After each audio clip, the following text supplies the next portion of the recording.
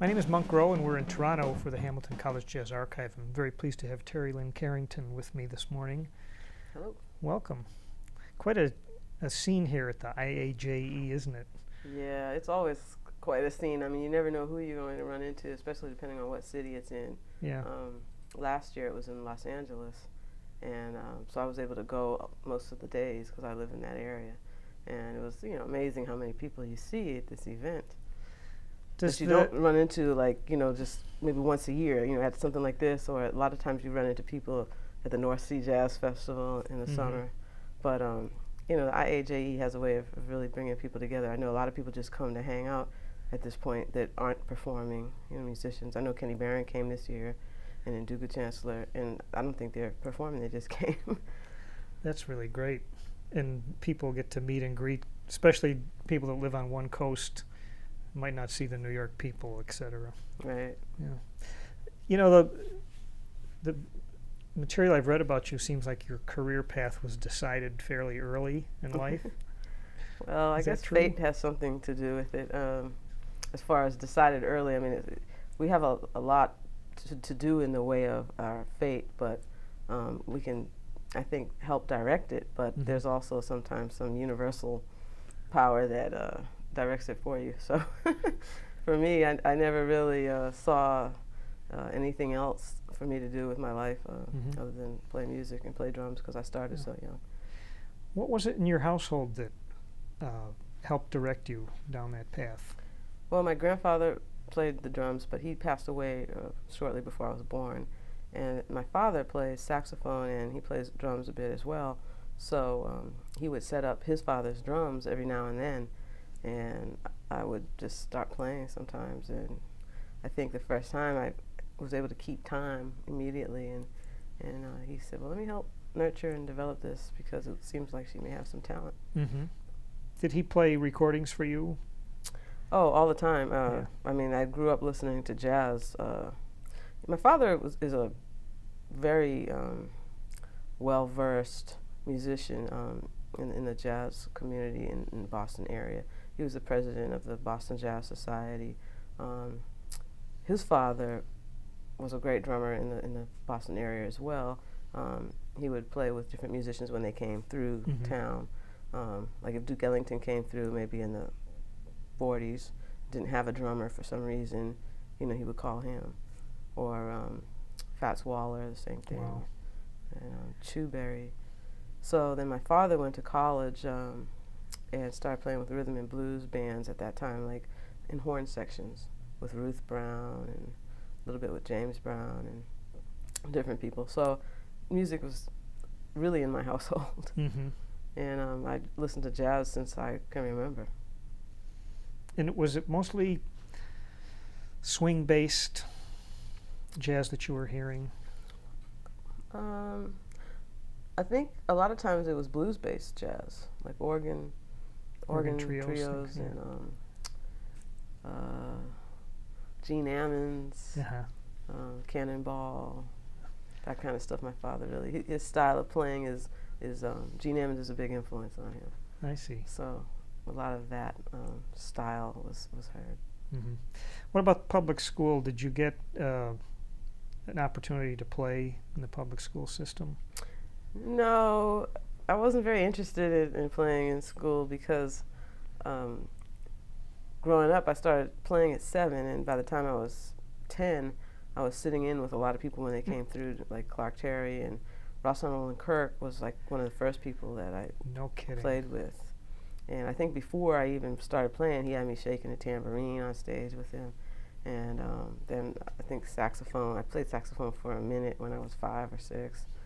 And then the drums. So yeah, when I was playing with people like that, I wasn't so interested in going through the music program in elementary or junior high school or even high school. I can imagine. It kind of spoiled you, I guess. What was it like? Do you remember the experience with Rasan? Well, he died when I was still pretty young. Yeah. I remember various things. It's funny what things stick out in your mind. I remember asking him a lot of questions about being blind because I was young and it was curious to me. And I remember that he would shoot baskets. We were at somebody's house, and they had a basketball hoop in their backyard, and they would tap the hoop with a key or something, a piece of metal, so he could hear where it was, and he would shoot. I don't remember how good he was or not, but just the fact that he was doing that was pretty incredible to me at the time. And I would watch him eat. Just small things that intrigued me. I don't know why this stands out in my mind, but I remember he was eating a turkey sandwich, and I think it had like I think maybe it was shortly after Thanksgiving, and he had cranberry sauce, inside of the sandwich, and I had never seen that before. I see.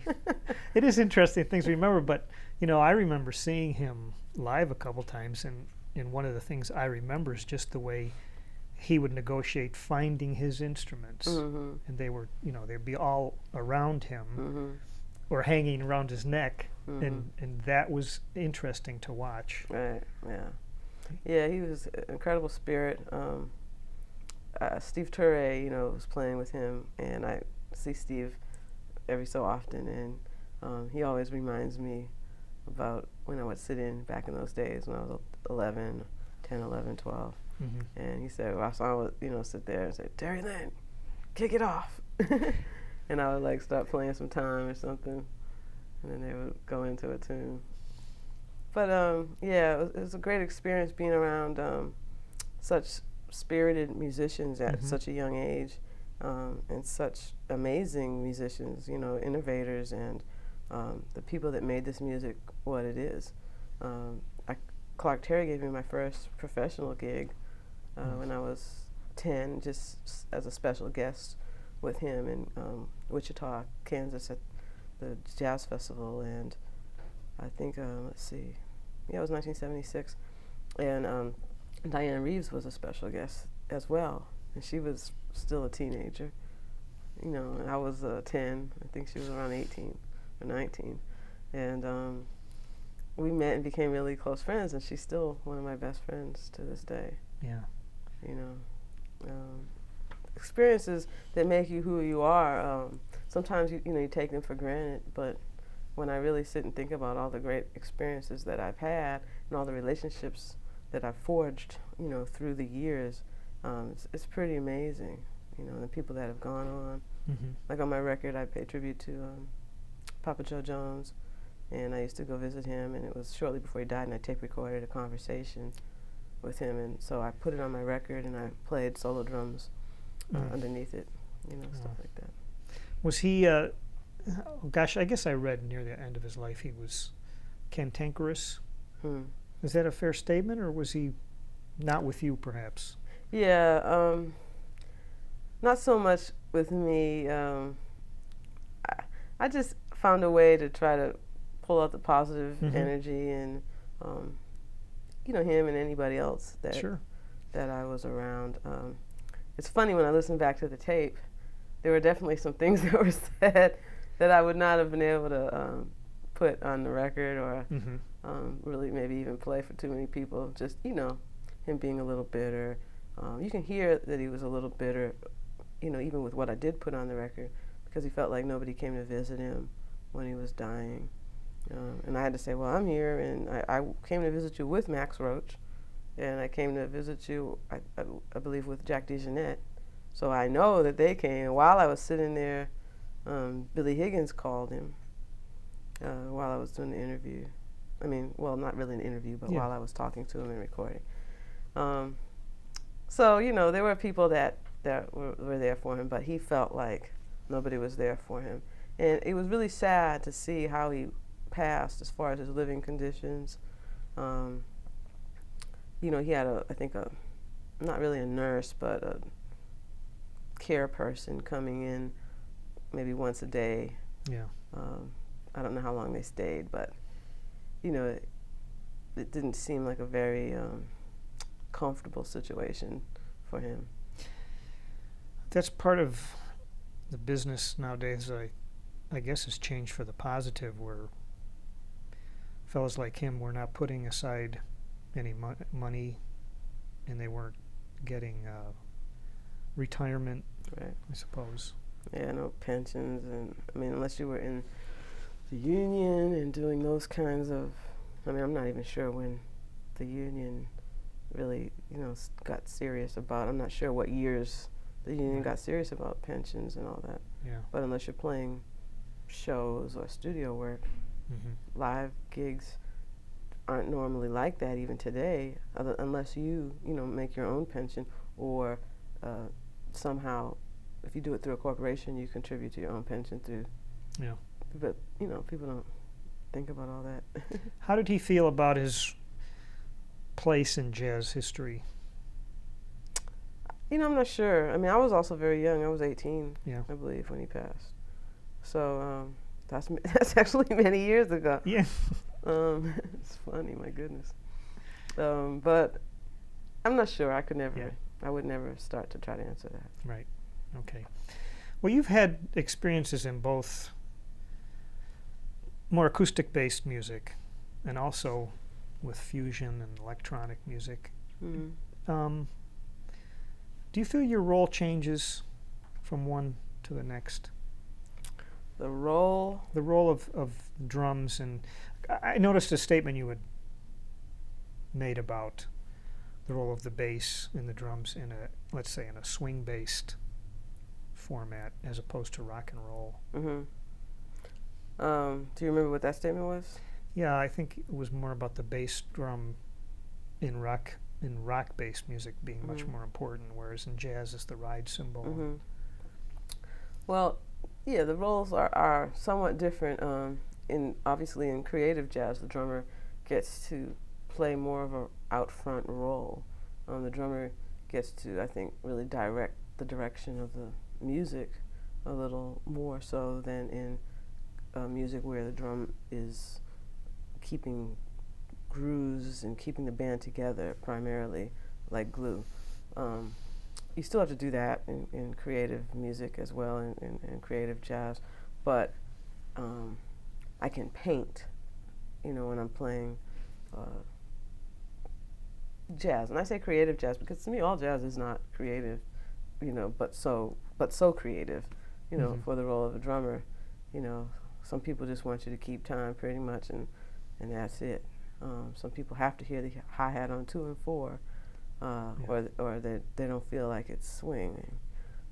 I like for my hi-hat to be able to be an accompanying part of the whole drum kit, just like my left hand on my kick drum, opposed to it having a role of having to be the click metronome. on 2 and 4. Yeah. So when I'm able to be free,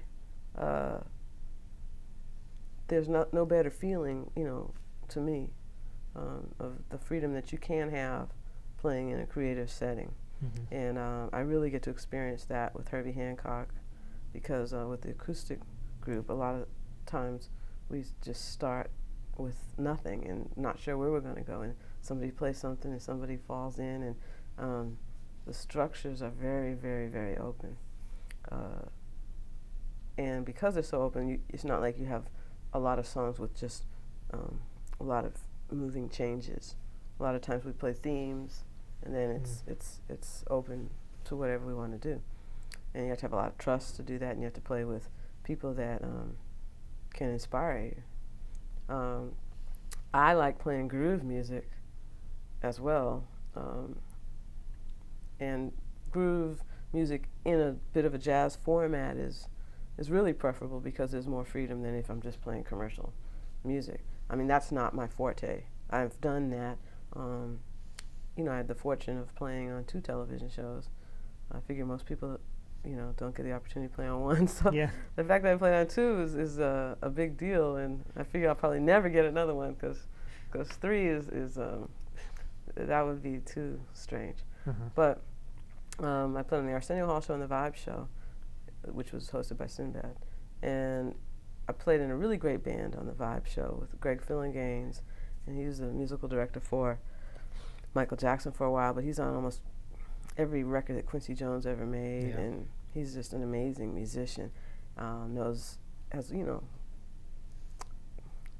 Obviously perfect pitch, but what's it called? Not a phonographic memory, but I mean anything he hears, he remembers. Photogenic or something. Yeah, okay, I know what you mean. Yeah. Anything he hears, he can play and remember. I mean, wow. Every song in the world, you know, it's really amazing. So when we would play these commercial tunes, we would really be playing them like the records and like the people that made them, not really just playing our own little version of it, because you don't have a whole lot of time to prepare.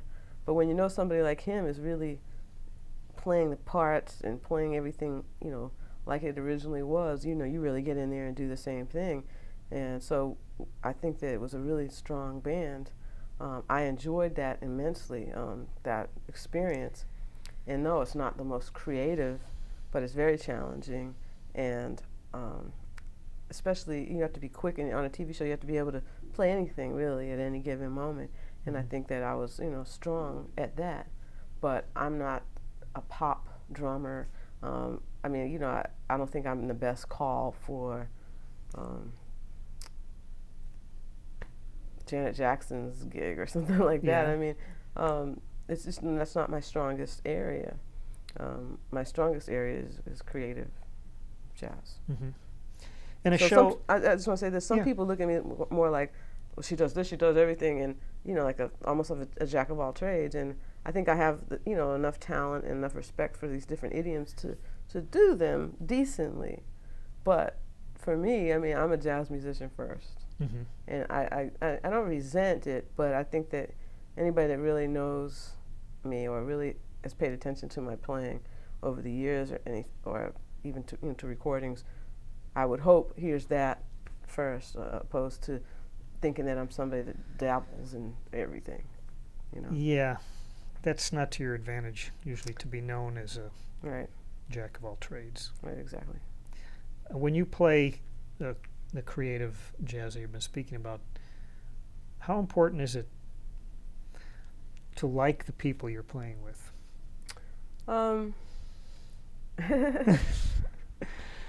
I don't know if like is the right word. I know what you mean, though. There's a certain kind of camaraderie that is important, I believe, when you're on stage with someone, because I think that you have to be able to trust, you know, in order to really be able to reach the highest, you know, musical marriage on stage. There's a certain amount of trust that is important. I have played with people, whereas we didn't necessarily hit it off off stage, or maybe we just had some conflict and maybe it was resolved. But still, you know, I give 100%, and any other musician that I know that's good does the same. So the music would not really seem to suffer. But say I can't look this person in the eye when I'm playing, you know, until that real trust is there, and you can look up and smile and, you know, and look at each other, and that, I think, adds another level of intimacy, you know. Yeah. As opposed to just kind of turning your head, and you're still concentrating, but it's more of an ear thing. Right. I mean, it's always an ear thing. I mean, I don't have to see, you know, anybody. It's great to be able to see the leader, especially because obviously there's cues and little things that you may notice. That's important. But as far as seeing all the musicians while they're playing, I mean, a horn player stands in front. For the most part, they don't see anybody. You know, so you don't really have to see the person. But in the rhythm section, sometimes, you know, eye contact is really great. So if you're not really having the best relationship at the time with someone else in the rhythm section, you know, it might be hard to look at them and look them in the eye and smile and, you know, cheer each other on. Yeah. Though my experience has been that the music has not really suffered. It just may not have the same kind of intimate factor that you would have when you can do that. Right. You said about horn players, it makes me think of Louis Hayes said something about he watched Cannonball and Nat's rear ends for years, you know, because that's all he would see of them. But he would get time from that.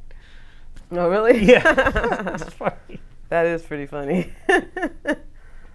Yeah, those guys were really close friends with my dad. So they came to my house a lot when I was young. Cannonball died still when I was kind of young, but Nat came over several times, and he actually had me play with him in Boston when Jimmy Cobb couldn't. He played a week, and I think Jimmy Cobb could only make a couple of the nights. And so I played a few nights, and I was 14, I believe. Yeah, that was a lot of fun. What struck you about him? Anything in particular? Nat? Yeah. He was down home, cat. He was just almost like part of the family, They were just beautiful people.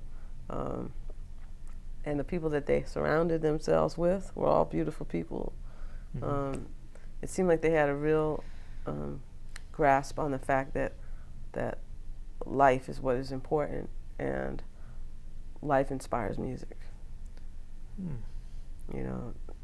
To me, depending on how you live and how you view life and your philosophies, so obviously that affects, your musicality and your artistry immensely.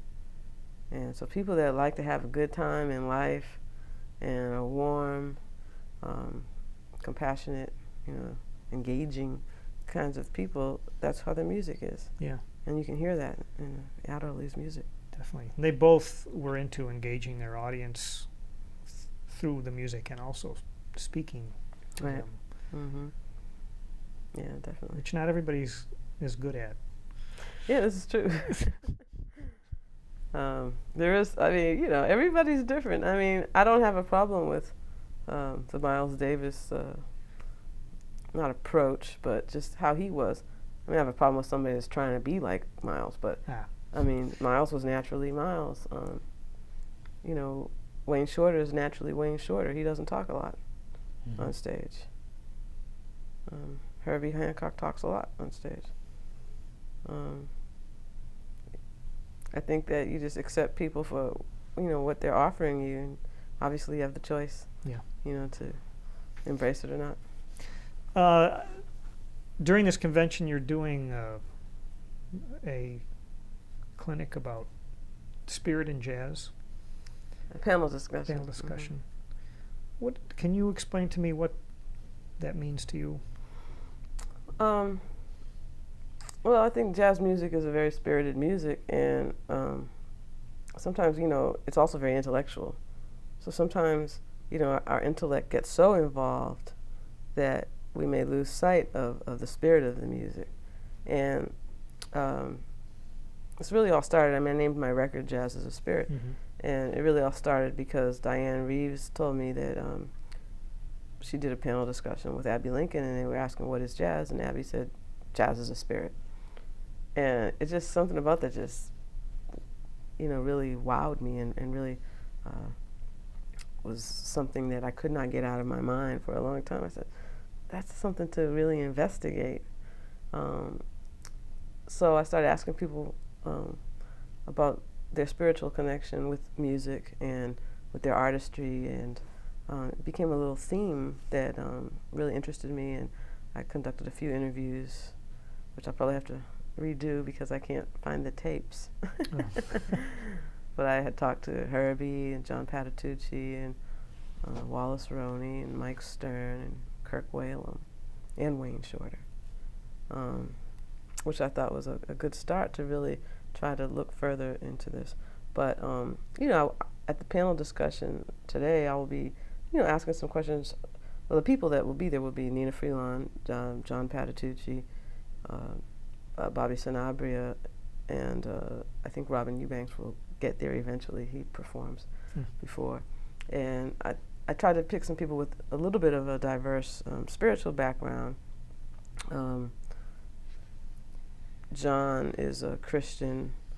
I believe, Nina's Christian, but I think they're from different, would have different viewpoints or different angles necessarily. But Robin Eubanks practices Buddhism. He's very strong in that community. I've practiced Buddhism for years, but I'm not as disciplined, at it as Robin by any far stretch of the imagination. Yeah. And Bobby Sanabria, I would like to get into maybe some of the ideas about how gods and goddesses in maybe Santeria or Yoruba, how they relate to traditional rhythms and Cuban rhythms, or there's a lot of people that practice Santeria or Yoruba that aren't necessarily from Cuba as well. I know a lot of percussionists especially get into that because the rhythms, certain rhythms that they play on their drums are directly related to some of these gods. What was it called? I'm sorry. Well, Santeria and Yoruba. Okay. And they're both pretty much the same thing. There's slight differences. That's why I say both names. Yeah. There are slight differences, and I'm not sure exactly what the differences are, other than Yoruba is more like the people from different parts of Africa really practice Yoruba, and Santeria has a little bit more, I think, of a Christian, or I'm not sure if it's Catholic, maybe even Catholic flavor. Mm-hmm. Somehow they made some slight changes from Yoruba to be able to practice it in a more Western community. I see. And they added a few little, I think, Catholic ideas. But it's the same thing, and the rhythms on the drums are the same. And it's even, to the point that there's one drum, I forget which one now, that women aren't supposed to play. So anyway, these are the kinds of things that I'll be asking about, how their spirituality affects their artistry when they improvise or when they write music. Are they thinking about a spiritual connection? Do they think that their talent is how much of it is God-given? How much of it is pure work? How spirituality may even coincide with political beliefs, and how that affects music, because a lot of times people that are very politically activist, especially in certain communities, are also very spiritual. And I think there's been, politics and like the church, used to be in certain communities more politically active, and I think that some of that. The blend between those two, I think, has been lost. I mean, when you look at like a Martin Luther King, for instance, a lot of political activists, were ministers or pastors or have strong, spiritual beliefs as well. Mm-hmm. Was your family active in the church? No. My father his name is Solomon Matthew Carrington III, and his grandfather was a minister. And I think maybe even his father, his great-grandfather, may have been as well. But I think both my parents were forced kind of to go to church as a kid every Sunday. Yeah. And I think when I was born, they decided, not to do that. And if I wanted to, I could. If I didn't, I didn't have to. And so I would go to church sometimes. But they had pretty much left that discipline alone.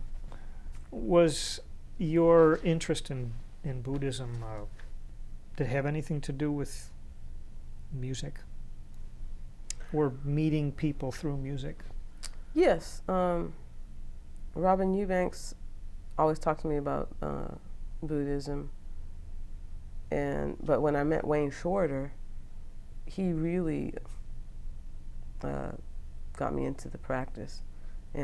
But he lived in California, and Robin lived in New York, and I was living in New York at the time. So once I really developed interest, then went back to Robin. I was like, well, tell me more, and he took me when I received Michael Hunzen, which is a scroll that is used basically like an object of worship. Would you mind spelling that? Oh, Gohonzon? Yeah. Gohonzon. Okay.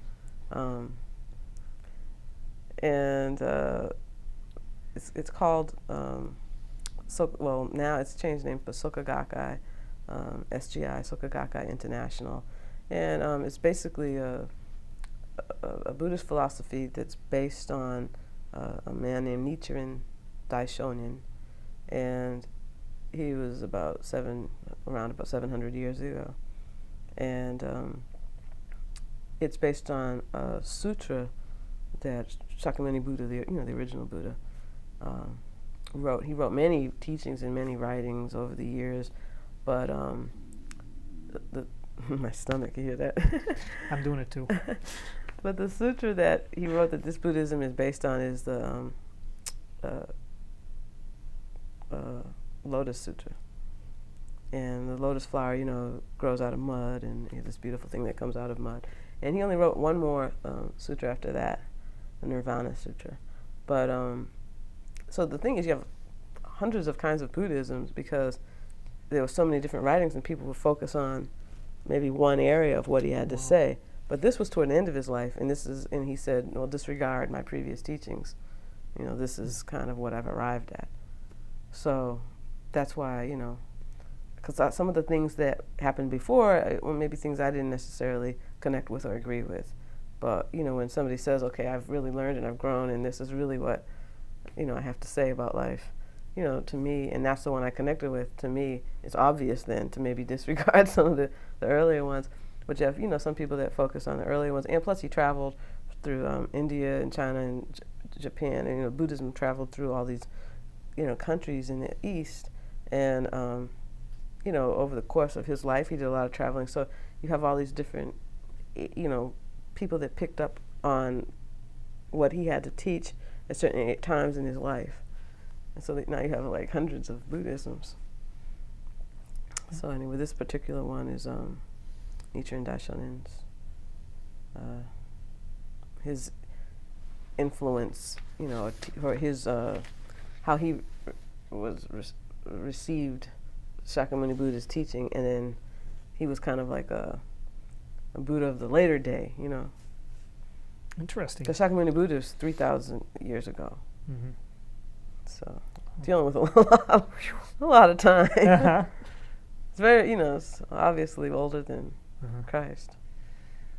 Does it have an effect on how you handle hard times or stress? It's supposed to. It's supposed to.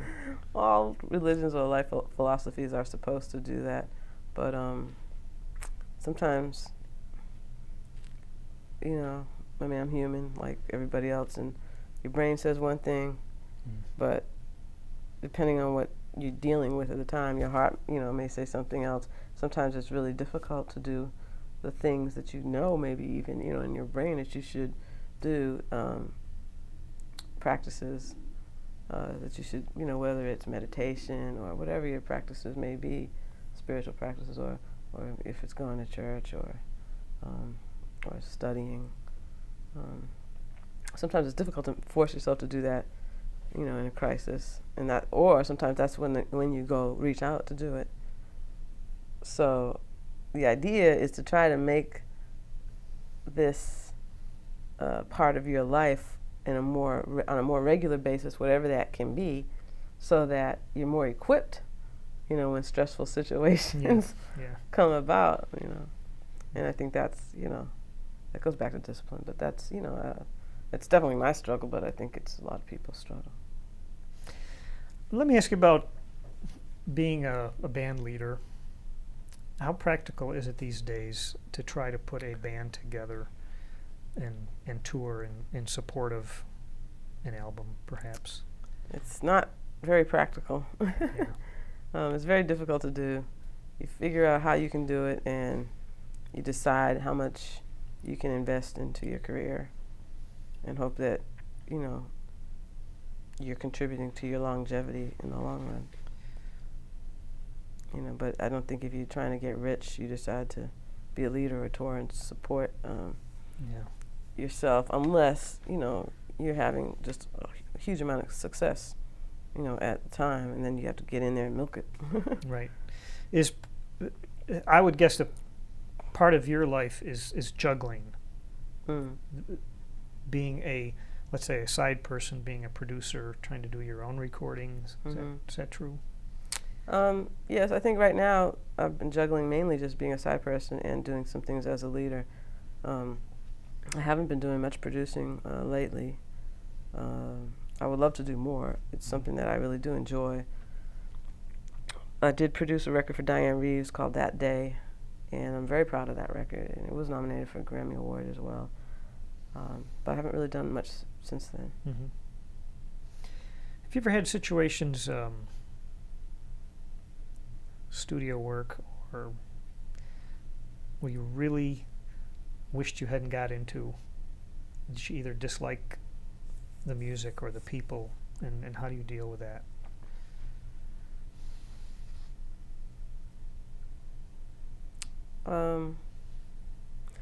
It's so funny, like when I get into a situation where I don't like the music, my body reacts, like my back starts aching. It's hard to just, I'm like this all the time.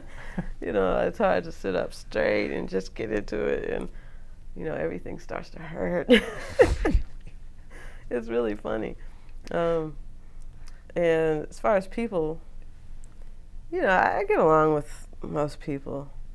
Yeah. I don't have any real personality conflicts with people, so that's not normally very much of an issue. Mm-hmm. Because I think there's, you have to take responsibility in your relationships with people and be the kind of person, I think, you have to have a certain kind of attraction or magnetic attraction that attracts people to you, opposed to thinking that, other people have to have that. I mean, I think that you can affect your environment opposed to letting your environment affect you. That's actually a Buddhist concept. Person and environment have a oneness. And so whether you get into a situation that's not optimum, well, rather than let that situation dictate your reaction or your response to it because it's not optimum, the better way is to get in and say, well, what can I do to improve this situation? What can I do to influence it more positively? Yeah. I mean, that's how I try to be. So I don't have too many real conflicts. You said Herbie Hancock, going back to him for a moment, spoils you for playing with other people. Is that right? Oh, God, yeah. I mean, he's my favorite pianist. Yeah. And he's just so open and so receptive, musically. He just reacts. I mean, he's the kind of musician that I, try to be as well. So I really connect with his way because innately, it was the same way I approached music even before I played with him. Mm-hmm. You just really reacting to what you're hearing. Yeah. And, you have the things that you can do, but you don't really just resort to the licks, resort to, I know I can play this, so let me play this. It's more like inspiration of the moment based on what's going on around you, and then based on sometimes what you feel like you have to do to inspire others as well, at the moment. But not the kind of musicianship where I've developed this thing and I'm good at this thing, so I'm going to kind of force this thing on you. Mm-hmm. That's for me. That's why Jack DeJohnette is one of my favorite drummers and has been a mentor to me over the years. And I kind of patterned myself after him in many respects, especially when I was younger. And to me, that's the kind of musician he is. He's not a lick drummer. It's Jack when you hear it because his sound, his touch, just his flavor. But it's not that licks that he plays. Where there's a lot of drummers, they'll play something, it's them because, they have signature things that they play. Do you think the proliferation of jazz schools has affected that thing you mentioned about being able to recognize people from their sound? Well, I think that in jazz, that was the one thing, well, in any real good musicians, no matter what genre, have your own sound. But in jazz, I think it was taken a step further. I mean, your sound was really the most important thing. I mean, in so many, when you look at all the great musicians, they could damn near play one note, and you know who it was because of their sound. And sound identity has been so important in jazz, and some of that has gotten lost. you know, and sometimes people pattern their sounds after somebody else. Mm-hmm. And I guess after a while, I guess you sort of have to start doing that to some degree, because it's hard to keep having an original voice when so much great music has happened. You know, it's really difficult. I know. How can you how can you keep innovating with it seems to be harder and harder to come up with something new, and jazz has moved so fast when you think about where it's gone in 100 years. Right, development of it. Yeah. It's kind of interesting. I mean, because if you look at, you could relate it. I mean, I just think that music, you know, also reflects the, you know, society, and obviously African American musicians played an extremely strong role in the development of jazz. But when you also look at African American society over the years, from like the beginning of jazz and how it grew and developed so quickly as well, it's, I guess, no wonder that the music did too. You know what I mean? Yeah. Because it just wasn't that long ago that society was just so very different, and the freedoms that I experienced, you know, it wasn't but 1 or 2 generations maybe, you know, for some of us, that people didn't experience the same freedoms, right, and same chances, you know, to have a great life, or play the same roles in society. And I'm not saying that, you know, it's far from utopia, really, you know, in that respect, but it's a hell of a lot different than it was. Yeah. Is your father still alive? Mm-hmm. And is he happy with your career? Well, he's just happy that I made my career in the music, you know, the music that he loves so much. He's happy that, yes, that I have had success. It's kind of like success for 3 generations. Yeah. Success for him and his father. So, yeah, he's extremely proud. You know, I think that sometimes he wishes that, you know, obviously, as any parent would, you know, that it could be even better. Oh. Which, you know, we all do. I mean, I question, too, you know, sometimes certain things. It's just difficult to always, you know, succeed in this business. It's not easy. You have to have a lot of tenacity, a lot of endurance. But in the end, you know, longevity speaks for itself. People that survive or don't. Is it safe to say that you don't get into this music to make money? Well, you don't get into it, I don't think, with that in mind. Who would ever pick, right, this music if that's what they really only had in mind? But I think, you know, depending on your open-mindedness, depending on, you know, maybe even how much of a purist you are, I think it's possible to make money and live a decent lifestyle for playing jazz. Obviously, you have to be, you know, very good, because you have to work a lot to do so. Yeah. But everybody finds their way and their path. It's amazing, right? That everybody, you know, when people really decide they want to do this, I mean, they find a way, for the most part, to make a living. It may not be the greatest living, but most of the times, I think that most musicians are somewhat, you know, happy. I think at the end of their lives, if they haven't accomplished maybe all the things that they want to, you do run into some bitterness. But for the most part, when you're good at it, yeah, you can live a fruitful life and you develop very strong relationships, and it's the community that sometimes really keeps you grounded and, you know, helps contribute to your understanding of why you do it in the first place. And, you know, I think you have to find your happiness, but, you know, it can't really be based, happiness in general can't really be based on things outside of yourself. And if you really want to make money, there's ways to do it, and you figure that out. Yeah. Let me ask you about this concept about playing ahead or behind of the beat.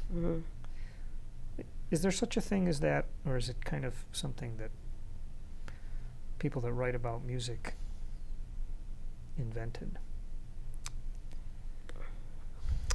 Well, there's definitely such a thing. To be critical of it is I find that some people are very, staunch about if they. I can't take it if somebody plays behind the beat. Oh my God, it's just I can't. There's a lot of people that feel like that. There's a lot of people that feel like rushing is such a horrible thing, or playing on top of the beat. For me, I think that it goes beyond that. I try to look at it like, if you're a strong musician, the beat can be elastic. Sometimes I purposely pull the beat back. Sometimes I purposely push it forward. But I had to become strong as a drummer and strong with my, concepts, and strong with my, basically my convictions about music, to be able to be comfortable doing that. Mm-hmm. Because sometimes you get into wherever tempo is, and you just feel like as a drummer you have to lock something into that tempo. Now, if I'm playing groove-oriented music, yes, you have to do that. Yeah. That's part of that role. Sometimes, though, there's a slight, sometimes it's really slightly funkier if you just pull it back just a little bit. Mm-hmm. And depending on the style of the funk or the groove, sometimes it works when you have that forward motion. When I listen to like Earth, Wind and Fire, very forward motion, the way the drumming style is in that music. Freddie White, and then even when Sonny Emery played with them later, it still had a very forward motion. If that dragged, it probably wouldn't have felt as good. Mm-hmm. When I listen to Herbie's electric music from the 70s, the Headhunters band and all that, Harvey Mason and Mike Clark, and where they played, it was busier kind of funk, really funky stuff, but good for a drummer because it's a lot to do, Uh-huh. But it had a forward motion. If that stuff isn't played to me with that kind of forward motion, then it doesn't feel as good. But then when you listen to James Brown or some blues-based music, there's a certain thing about just laying it back just a hair, Mm-hmm. and just waiting just we're talking, milliseconds.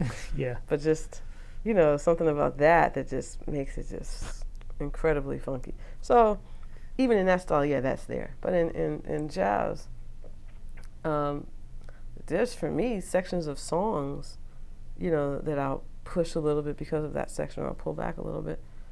So we're talking very subtle changes, though, that the most ears wouldn't recognize. Yeah. But a musician might. But I think that they would have to respect strong musicians enough to know that that's, by design. And Jack DeJohnette is like that. And, like Elvin Jones, for instance, kind of pulls time back. He plays with motion, and sometimes the motion is like this to me. Roy Haynes. And to me, Elvin and Roy are two of my favorite drummers. They're very, very different, and they're around the same time. I think Roy came a little bit before Elvin, but maybe not. But just with career, with recordings and stuff, I think Roy started recording a little earlier. But anyway, Roy plays like with this kind of motion. Now, I'm not, which motion is more powerful or more, they're both moving, and it's it's just interesting that you can have these two totally different concepts, and they both work, and they're both great. And so for me, I don't pick really one. I kind of just, I try to be like elastic with time. Have you ever worked with bass players who seem to be dragging to you, and Mm-hmm. do you have to goose them or do you try to go with where they're at? That's these are like, such subtle things that you have to make adjustments, with very subtle adjustments when you're playing with somebody. A lot of times you haven't played with them before. So it's like, if you look at what you're doing like a computer, it's constantly, working and moving, and, you're making these really minuscule adjustments very quickly to make a piece of music happen or not. And that's the amazing thing about musicians, That's the amazing thing about great musicians, how you can do that naturally without maybe even being aware that that's what's happening. I play with bass players that rush, and that tends to bother me. Trying to relax the music is a little harder than if somebody's a little behind and trying to push the music. Mm-hmm. That's a little easier, and it sounds a little better to me. I can try to help move it forward when somebody else may be a little behind. But when somebody's really on top to the degree that I'm trying to just relax, I just try to, it's like breathing, and try to play in a way that helps them relax.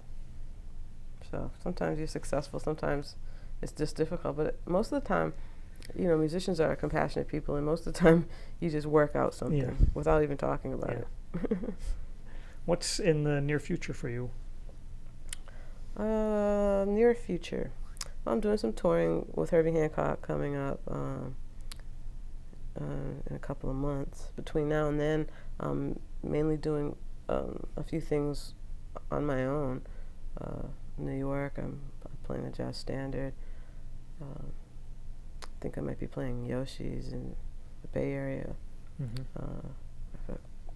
I have a clinic, I think. Just various little freelancing. I'm, playing with James Moody a little bit. I think I have something coming up with Mike Stern. And you have an agent who, does she promote you, or you mostly promote yourself and the agent handles the phone calls? I'm not sure that I stated that very well. No, I understand what you mean. Yeah. I have basically managed myself for many years now. Mm-hmm.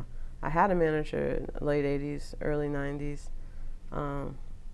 And then when I wasn't doing Arsenio Hall and didn't have a major record deal, then that wasn't necessary anymore.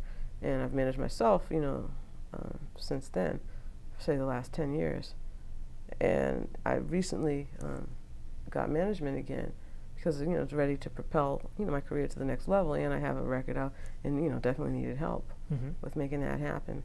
So because I'm used to doing everything myself, I don't feel that I'm necessarily the type of client that you have to babysit or do everything for. Mm-hmm. And then I also have to work on relinquishing, to let somebody else do things. So it's both. I mean, I've never been terribly aggressive with getting work. My phone rings and I, kind of say yay or nay. Mm-hmm. Or now I have mail and Yeah. say yay or nay. But so I think I definitely, needed somebody to maybe be a little more aggressive with, especially when you're trying to be a leader. Right. Because as a side person, you don't really need a manager if you're good enough, because enough phone calls come in. You don't need a manager to try to get you side person work. Right. Well, it's been fascinating talking to you. Oh, thank you. I really appreciate it, and plan on staying up late tonight so I can hear your Oh, well, thank you. group. Who's playing with you? Gary Thomas, Mike Formanek, Ingrid Jensen, and I hope Rini Rosnes. Yeah. You're not sure yet? No, I guess she'll play, but we haven't rehearsed, so it's okay. definitely, I need to rehearse. So maybe sound check will allow enough time for that. I don't know. Okay. Okay. Thanks for your time. Thank you, Mark.